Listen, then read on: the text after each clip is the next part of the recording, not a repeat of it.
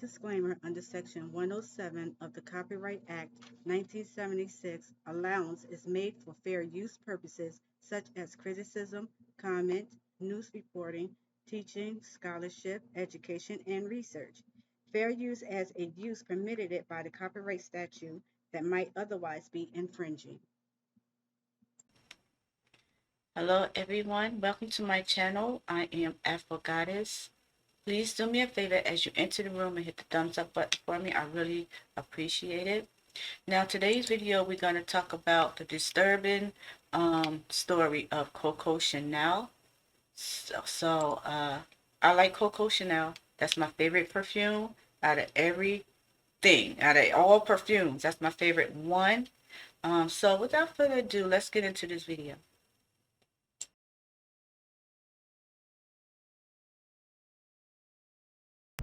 An 18-year-old girl is standing at the door of a convent about to make one of the most crucial decisions of her life. The girl has been brought up in an orphanage run by nuns since the age of 12 because her mother is dead and her father abandoned her. But now is the moment where she must decide whether to become a nun herself or go out into the world. And the girl decides to walk away from the convent into the unknown to try and build a life for herself. This girl would later become the global fashion icon Coco Chanel. So how did this poor girl from an orphanage become the most famous fashion designer of the 20th century and build a business that is today worth billions of dollars? And how did she profit from 2 world wars and still survive despite being labeled a secret Nazi spy? Well, here's the thing.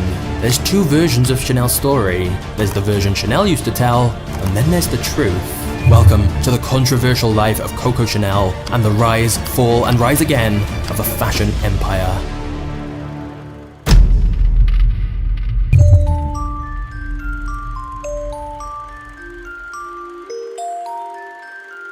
On the 19th of August 1883, Gabrielle Chanel was born into poverty in a small town in France. Her father travelled from town to town selling clothes, whilst her mother made money laundering clothes. However, when Chanel was just 12 years old, her mother died, and soon after, her father abandoned her, sending her to an orphanage run by nuns. Those nuns turned out to be stricter than a jailer, and she'd never see her father again. Chanel was miserable here, and couldn't wait to be an adult and escape those orphanage walls. The only enjoyable part was she learned the art of stitching and sewing, and eventually started making embellished hats and dresses. At the age of 18, Chanel left the orphanage run by the nuns and enrolled in the Notre Dame finishing school for girls to develop her skills further. She wanted to create a brand new life for herself away from the sufferings of her past and aspired to live a life of luxury like the ladies of high society. To Chanel, it was obvious that to live her dream life, she needed just one thing: lots of money. The only question was how.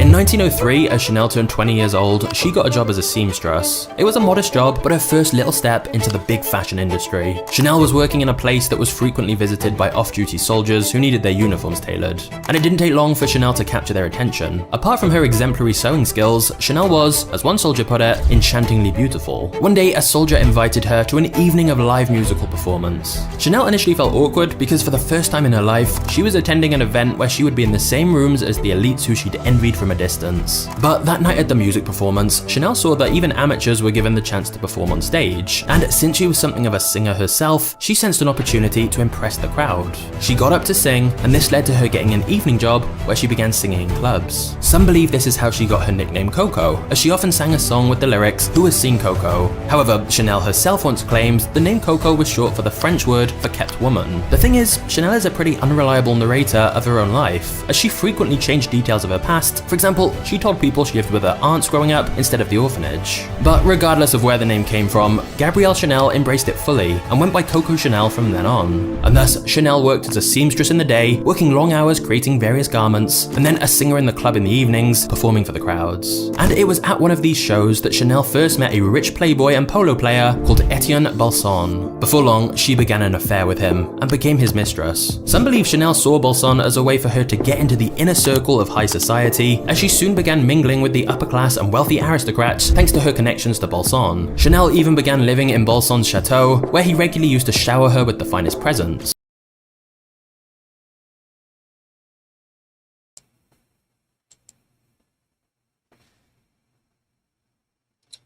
It seems as if you want to get anywhere in life, just sleep with somebody rich or marry somebody rich or have kids by somebody rich.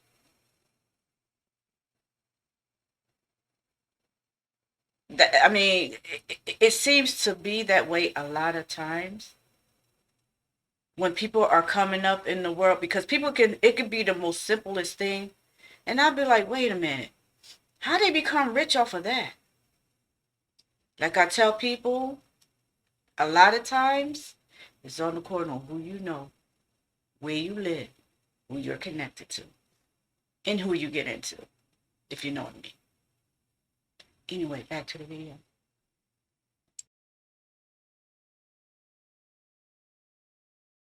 Be it the dresses or jewelry, he would gift her the best of contemporary fashion. However, after a while, Chanel seemed to stop wearing the clothes Balsan bought her. He assumed she was upset with him, but the truth was Chanel was frustrated that all of the fashion for women was designed by men. Their designs were only decorative and not practical or comfortable to wear. Women were compelled to wear gowns that were so tight at the waist they felt suffocating. And that's when Chanel saw an opportunity and did something so bizarre that it would initially enrage almost all of the fashion community. Whilst attending an event with Balsan, Chanel turned up wearing a man's suit that had been tailored to fit her body, along with one of Balsan's ties. She was also wearing one of the boater hats she herself had designed. Basically, she was dressed up in all men's clothing from head to toe, instead of a dress with a corset like other women. It was an eccentric look, and everyone was talking about it. Chanel got exactly the amount of attention she wanted. After this, Chanel began working on her own designs, trying to make the point that a woman didn't need to wear tight dresses or long skirts all the time. Luxury could be comfortable, and thus Chanel continued to raise eyebrows with her clothing, for example when she wore pants in Venice whilst traveling in a gondola. Fascinated by her innovative designs,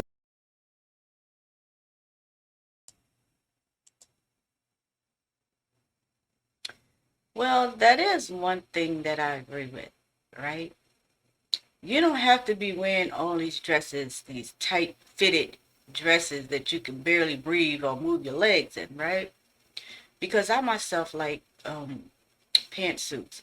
And what I mean by pantsuit, like I could wear some dress pants with a suit jacket and a blouse, right? Or I can wear some pantsuits with a blazer or with a vest and still look casual, still look nice, still look ladylike. So no, you don't have to wear all of these tight fitted dresses and all that. I agree with that. I do. Back to the video.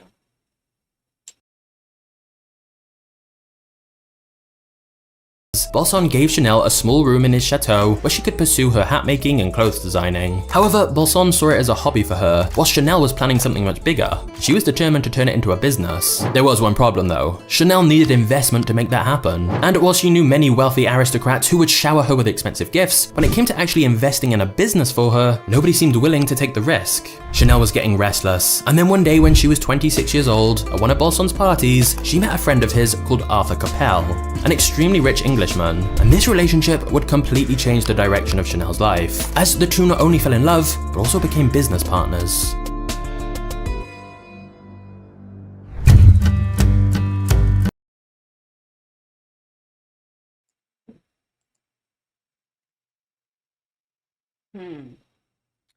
Another rich person she slept with, huh? Like I said, you want to build a business, an empire, or whatever, it's all according to who you know.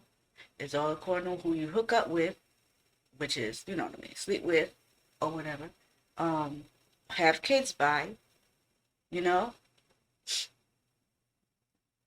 Just be connected to and surround yourself by people with money if you want to get anywhere in life. That's just how I see it. So, I'm thinking maybe I should leave my husband for 31 years and get with someone that's filthy rich so I can build an empire the fast way. Instead of going through this slow shit. Sounds like a good plan, right? It does. That's what a lot of people do. It's like people say, right? Marriage isn't marriage anymore. Marriage is a business. So maybe I should look at it as a business standpoint. What y'all think? Just saying. Back to the video.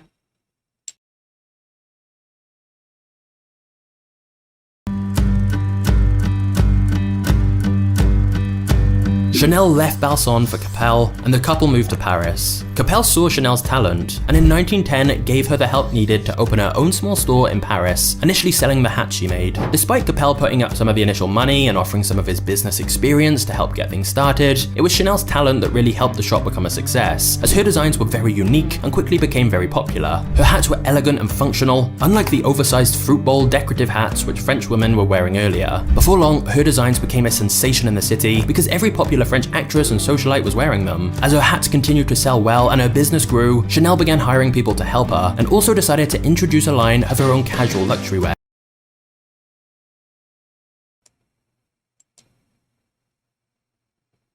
Now, I myself love hats. I love hats. It's just like you said, not them fruit bowl looking hats, no more big old hats and with bows and flowers and all that stuff on it. No, I like small fitted hats. You know, I do. I think that looks nice whether you're wearing a dress or whether you're wearing pants. It all depends on how you put it together. And I love fashion, so yeah, I will rock the crap out of it. Sure would. Back to the video.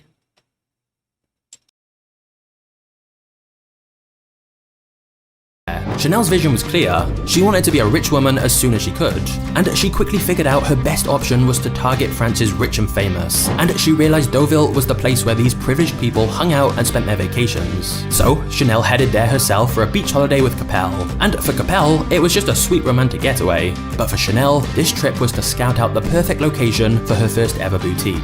During the trip, she found a spot she loved, and thus in the year 1913, House of Chanel officially opened its doors in this very wealthy area. Chanel's first collection was crafted from the jersey fabric, which was mostly used for men's underwear until then. But these jersey garments quickly became all the rage in women's fashion because of their simplicity and functionality. It was the first time French women were wearing dresses that were comfortable as well as stylish. Chanel said, "I want to give women the possibility to laugh and eat without necessarily having to faint." Finally, Chanel was basking in the glory of her success. But unfortunately, the spotlight didn't last long. The world was going through a crisis, tensions were rising in Europe, and before anyone could predict, war erupted in 1914.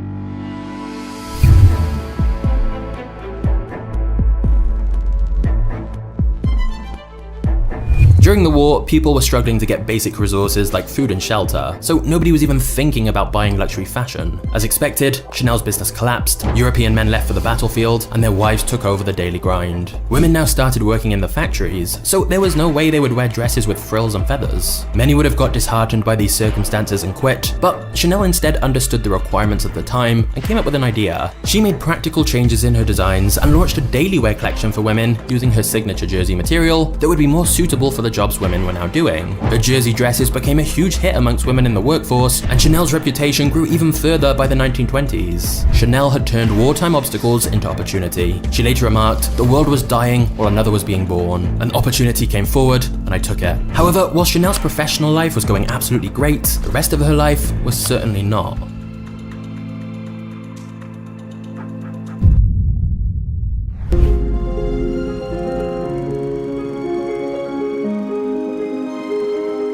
Chanel was conquering the business world, but her relationship with Capel was getting bitter. She was madly in love with Capel, but one day he told her he was going to marry the daughter of an English aristocrat. It was the year 1918, the same year World War I ended, but Chanel was heartbroken and felt betrayed. The truth was, Capel loved Chanel too, but his background meant he was expected to marry someone with a title, whereas Chanel didn't have any rank, and was still looked down on by many in the upper class. Ironically, those same aristocrats who refused to accept Chanel because of her background and status would later be queuing up to wear her clothing.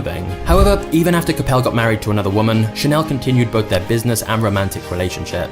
She was his mistress now, but she took solace in the fact that Capel was still present in her life, as the two would still secretly meet each other. However, on December 22nd, 1919, everything changed. Chanel's whole life turned upside down when she heard the news that Capel had been killed in a car accident. It's believed he was on his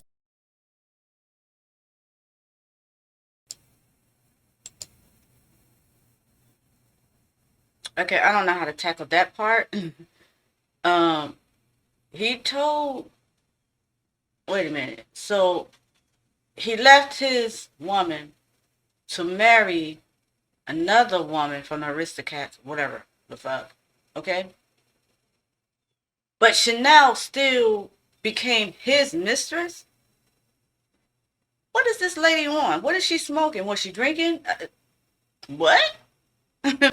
But again, you know, I guess even though she was in love with him, which I understand, right? But like I said, at the same time, she had to stay connected in order for her to get to where she needed to be. She still had to be connected somehow, I guess. See, because that couldn't be me. You told me you was leaving me to be with another woman that's more higher standard. Bye, bitch. Bye. I don't know what's wrong with these people. These people with money, they do any and everything, I tell you. But whatever gets them to where they need to be, I guess. I don't know. I really don't know. Anyway, back to the video. That lady crazy. Way to visit Chanel when he died. With Capel's death, Chanel lost the only person in her life she considered family. The love of her life was gone, and that was the last time anybody saw Coco Chanel crying.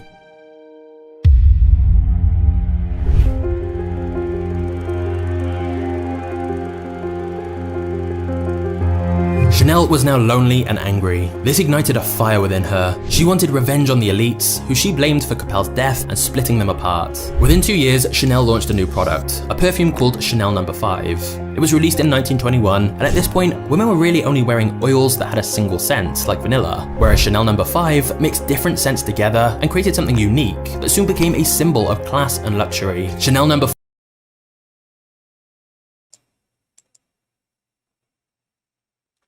I just gotta say it. Some of the way that they tell some of these stories is just plain crazy. He left you, Chanel. What do you mean that you getting back at the people that split y'all apart? He left you. Are you slow? He left you, chick. Why are you mad at them? You should be mad at him. They didn't do it. He did it. Girl, bye. Back to the video.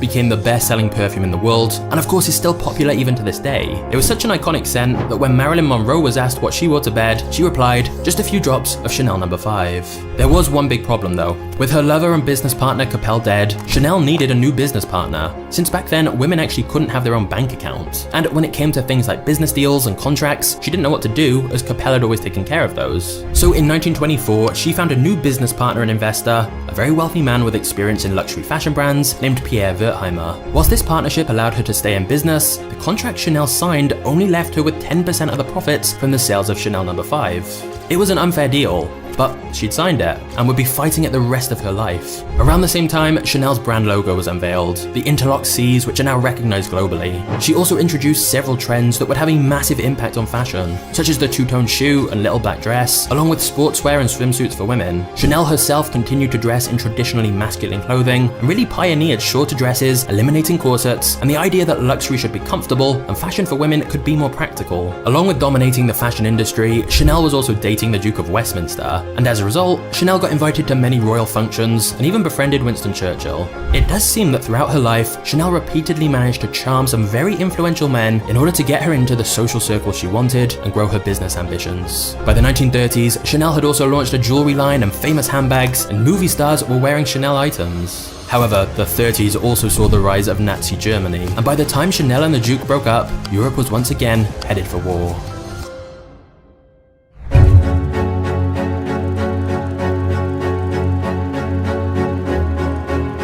In 1940, the German army invaded Paris and completely took over the city. Chanel closed her stores, which meant putting thousands out of work. Chanel's biography states she then fled to Lake Geneva for the war, but this is not true. She remained in Paris and moved into the Hotel Ritz. And this hotel ended up being where the Nazis set up their headquarters, meaning Chanel was living amongst them during World War II. In fact, she ended up getting into a relationship with one senior German officer named Hans Gunther von Dinklage. So she was quite literally sleeping with the enemy. As a result of this, whilst the Nazis destroyed many homes and businesses in France, Chanel was fine. In fact, her perfume boutique remained open. Now, some say Chanel simply befriended the Germans in order to keep herself and her business safe, but that she was never actually loyal to them. But others believe Chanel was a Nazi sympathizer, as there is some evidence to suggest she was anti-Semitic herself, or at the very least, that she joined the German side as she felt they would win the war. We don't know her true motivations, but it does seem clear that Chanel became a secret agent for the Nazis during the war, as they felt they could utilize her connections to the elite, such as some of the British royal family she knew from dating the Duke of Westminster. So Chanel seemingly carried out missions for the Germans, such as being deployed to Madrid to connect with Allied personnel under the guise of business plans. For a while, Chanel's involvement with the Nazis was mostly just rumors, but then a book was released in 2011 called Sleeping with the Enemy: Coco Chanel's Secret War, which pieced everything together using French police archives that were now declassified and cross-referenced with documents from other countries. The book claims that Chanel was not just working with the Nazis, but touring Europe trying to recruit new agents for the Third Reich.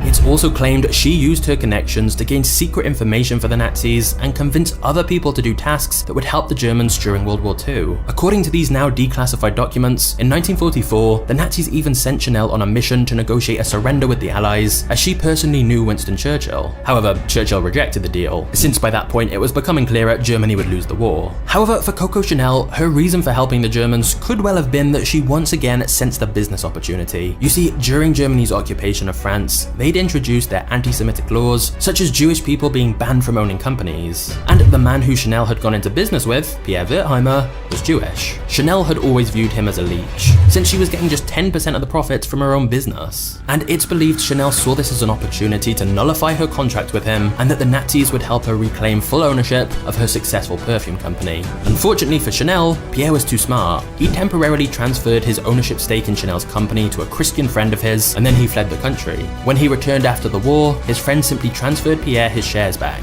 thus meaning Chanel was stuck only receiving 10% of the profits. By the time the war ended, Chanel dumped Hans von Dinklage, but word of their affair spread like wildfire, and Chanel was labelled a German collaborator and spy. Before she could leave France, Chanel got arrested. Before we get to the next chapter, I think we can all agree that running a business can sometimes get stressful, especially if you're dealing with gift returns, late deliveries, and a mountain of customer emails. But that's where today's video sponsor, ShipStation, comes in. ShipStation makes it easy to grow your business by handling your orders from every platform in one simple dashboard. ShipStation effortlessly integrates everywhere you sell online, including Amazon, Etsy, eBay, Shopify, and more. ShipStation then lets you manage your orders, automate routine shipping tasks, print shipping labels, and easily compare shipping rates and delivery times. You can even get discounted pricing on your shipping, including up to 86% off USPS and UPS rates. Over 130,000 companies have grown their e-commerce businesses with ShipStation already, and if you sell anything online, ShipStation can help you save time and money as well. Plus, when you use my link in the description below, you can try ShipStation completely free for 2 months. That's 2 free months of easy order management and cheaper shipping. So make this new year your best year and grow your business with ShipStation. Go to shipstation.com/magnates today and sign up for a free 60-day trial. That's shipstation.com/magnates to get started now for free.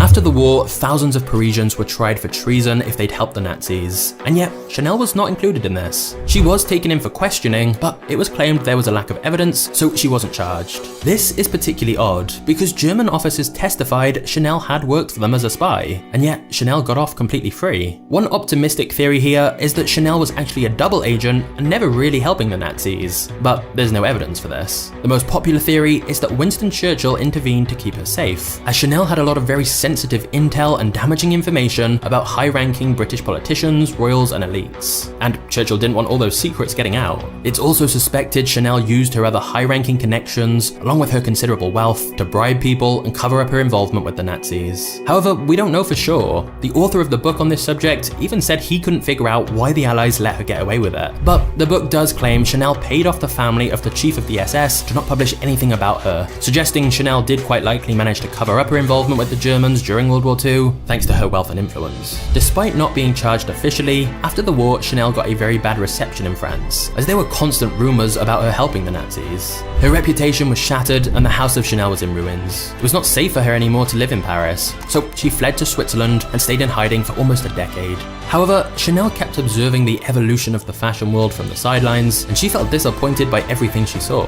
The designs of Christian Dior annoyed her the most. He was making stiff and ornamental dresses, and Chanel hated them, and and said he dressed women like armchairs. Eventually, she couldn't stay away from the fashion world any longer. She was convinced that modern women needed her, so she decided to re-enter the fashion scene. She wanted to rebuild her brand and legacy. Strangely, it was actually Pierre Wertheimer who helped Chanel make a comeback. Even though Chanel had tried to nullify their contract during the war, and also unsuccessfully sued Pierre afterwards, Pierre knew that having her on board again would ultimately help the company make more money. And thus, in 1954, aged 71, Chanel reopened her fashion house after it had been closed for 15 years since the war. But the day she launched her new fashion line, the French media pounced on her. Understandably, people had not forgiven her. They rejected her collection and called it a disaster. In France, there was nothing but bad publicity for her new clothing line. However, before long, her dresses traveled to America, and people over there fell in love with them. Whether it was because they didn't know of Chanel's involvement with the Nazis, or they were just putting it all behind them, Chanel's new collection aligned with the way modern Americans wanted to dress. Soon, Chanel's clothing was popular.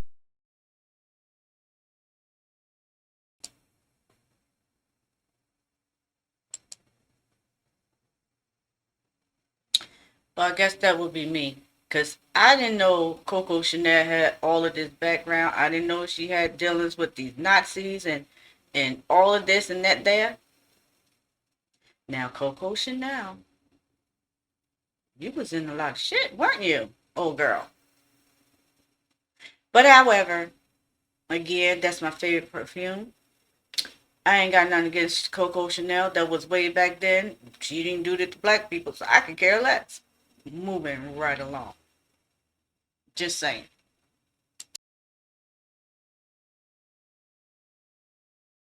With American celebrities and Hollywood actresses. Prominent women of the time, like Jackie Kennedy and Elizabeth Taylor, all wore Chanel. Despite all odds, Chanel had finally reclaimed her fashion queen position. And even at age 75, she was still launching successful new designs, such as the classic tweed suit. But Chanel died in the year 1971, aged 87. And before long, fashion designer Karl Lagerfeld took over as creative director of the company and helped grow the business even further. Interestingly, the Chanel company is still owned by the Wertheimer family to this day. Whilst Pierre is long gone, his grandsons now control the brand, and together they have a net worth of over $30 billion. And of course, the House of Chanel has continued to be an extremely famous brand that still inspires prominent fashion designers around the globe. Chanel's marketing is particularly genius. They create cinematic mini-films where you forget you're watching an ad. But of course, despite Chanel's business success, the company has still had a few controversies even after their founder had gone. For example, the 2021 advent calendar they released for $825 generated a lot of bad press, since it contained items like stickers and pins, and so many customers felt like the brand was ripping them off. Then again, compared to the company founder being a spy and helping Hitler, I guess it's not exactly that big of a controversy. Which leads us to the final and most interesting question. What should we think of Coco Chanel? There is no doubt that Coco Chanel can be accredited with some of the most influential creations in fashion history. She was a pioneer, an innovator, and considering she started out in poverty, sent to an orphanage with no prospects, the way she managed to leverage connections and build a gigantic business is remarkable. However, whilst you could say that during the war she did what she needed to do to survive, the evidence does suggest she was actively helping the Nazis. Which raises an even more complicated ethical question. Should the actions of Coco Chanel affect how we see the company today? Because although the company is named after her, she's long gone, and it's not even like the Chanel family owns the business. So can you separate the creator from what the company is today? The reality is, opinions on Chanel will be divided, but I will leave you with a quote from Coco Chanel herself that's possibly the most ruthlessly epic quote I've ever heard, which is, "I don't care what you think of me. I don't think about you at all." Now, quick question for you. Why is it that so many of these luxury fashion brands have such controversial stories? For example, the story of Versace literally involves murder. It's wild. So go check it out yourself right now by clicking the thumbnail on screen. I'll see you there. Cheers.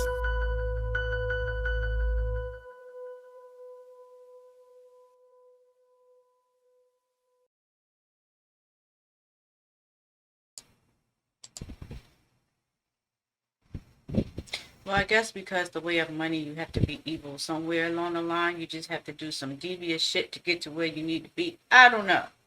But that's the way it seems like. Every time you turn around, these successful people always have this dark, dark secret past to get to where they need to be. But we all know that's business. We all know that somewhere along the line in business, people are going to get backstabbed. And they're going to be betrayed. All kinds of stuff. That's business, right? Right. Anyway, Thank you everybody for tuning into my channel. Please hit the thumbs up button, like and share my video, and please leave me a comment because I love reading comments. So until next time, everybody, please be safe. Peace. Afro Goddess is out.